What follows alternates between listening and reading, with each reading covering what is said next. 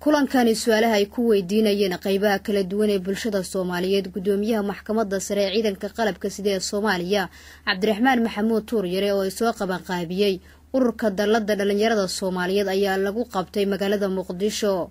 ujeedada kulankaasi ayaa ahayd sidii shacabka Soomaaliyeed ay wax badan uga ogaan lahaayeen shaqada adag ee u hayso maxkamadda ciidanka qalabka sida ee Soomaaliya. waxa ayna weydiinayeen su'aalo la xiriira sida dhalinyarada Soomaaliyeed iyo maxkamadda ciidanka qalabka sida ay kaga wada shaqeyn karaan sidii dhalinyarada Soomaaliyeed ay marar habaabiyeen maleeshiyaadka al-shabaab in la wacyigeliyo ay kaalintooda uga qaadan lahaayeen dhalinyarada Soomaaliyeed iyo sidii dadweynaha Soomaaliyeed wax badan uga ogaan lahaayeen xukunnada ay fuliso maxkamadda ciidamada qalabka sida ee Soomaaliya.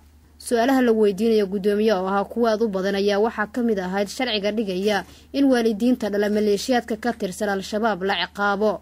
ilaahay ku dhashay marka waalidka intaas laga waayo ilmihiisii aan soo sheegin ka horna isku dayin inuu ka soo saaro ee la soo qabto ilmihiisii oo dad dilaya amba shabaab ah. anaga sharci adduun iyo sharci islaan iyo sharci qaanuun degan oo sheegaya waalidkaas aan wax laga weydiin ma jiro. waa idin si sharciyeynaya sharci xeerkeena ciqaabta Soomaaliyeed 283 qodobkaas wuxuu sheegayaa wuxuu leeyahay qarinta xog amniga khatar ku ah iyo muwaadiniinta inaad qariso waa dambi. xog amniga iyo muwaadiniinta khatar ku ah qarinteedu waa dambi. muwaadin haddaad tahay oo waddankaani xilkaa saaran yahay soo sheeg meesha ay qusays u soo sheeg. wiilkaagii amba gabadhaadii oo aad shabaabku og tahay oo aad inuu dilo yahay og tahay amba aad uga shakisay inaad qariso xog amni aad qariso ma taha masama. sidoo kale waxaa gudoomiye Tuuryare la weydiiyay su'aal ku aadan maxkamadda ciidamada qalabka sida ma fuliso xukunno kale oo aan ahayn dil. ujeedadeenu ma aha in wax la dilo ma aha ujeedadeenu anaga muwaadiniin nagama badan dadkeenu qof insaanka oo soo nugu qaali laakiin ujeedadu waa inaan dambiye dhacaya baajino. ujeedadu waa dhalinyarada laban habaabinayo inaan baajino. ujeedadu waxa weeyaan kuwa ku jira oo la marin habaabiyay inay dawladnimadii dareemaan soo galaan ka soo baxan cadow. ujeedadu taas waay in wax la dilo lambar 1 maaha lambar 2 maaha lambar 3 maaha lambar 4 maaha lambar 5 maaha waa idin sheegaya laakiin dantaan ugu qasbays marka cadowgii uu noqdo cadow oo aad u xaasida dadkeenina ay noqdaan dad aan aad wacyi gashaneen oo caruurtooda ka ceshaneen. gudoomiyaha maxkamadda sare ee ciidanka qalabka sida mar wax laga weydiiyay dadka ka tirsan maleeshiyaadka al-shabaab ee dalalka ay ku fulinayso maxkamadda ciidanka qalabka sida ma helaan qareeno difaaca. waxa uu tilmaamay inaysan jirin qof cadaalad darro lagu xukumo isla markaana ay fursad loo siiyo cid kasta inay qabsato qareen u dooda.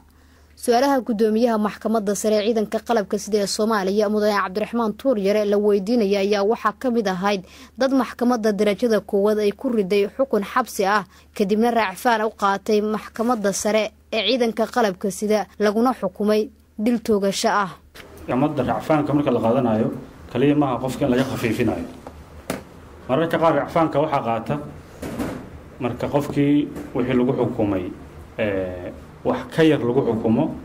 sharcigeenu iyo shuruucda dalka waxa ku yaala in xeer ilaaliyaashu ay qaadan karaan raacfaan iyagoo cadeymi intii ka badan amba cadeymo la hilmaamay amba aan aad loo arag keenaya. taas ayaa keenaysa qofka dambiga lagu xukumay dambi ka badan lagu xukumo. laga yaabay qofka naftiisa raacfaan qaatay oo in la gardanay hamooda laakiin loo naxariistay marka maxkamaddii sare ay fariisato ay si fiican u fiiriso kiiska weyn wuxuu ku doodayaa wax ka weyn inay ka soo baxaan. marka raacfaanka waxaan leeyahay haddaad u fahansan tahay saaxiib raacfaanka in kaliya wax loogu naxariisto mararka qaarna waxbaa lagu sii maaragtaa adkeeyaa waxayna ku xiran tahay kiiska markaa hor yaalla. kulankani gudoomiyaha maxkamadda sare ee ciidanka qalabka sida oo la yeeshay qaybaha kala duwan ee bulshada Soomaaliyeed ayaa muujinaya sida shacabka Soomaaliyeed ee hay'adaha kala duwan ee dawladda Soomaaliya ay kaga dhaxayso wada shaqaynta buuxda. Nasr Bashiir Cali, Telefishinka Qaranka Soomaaliyeed, magaalada Muqdisho.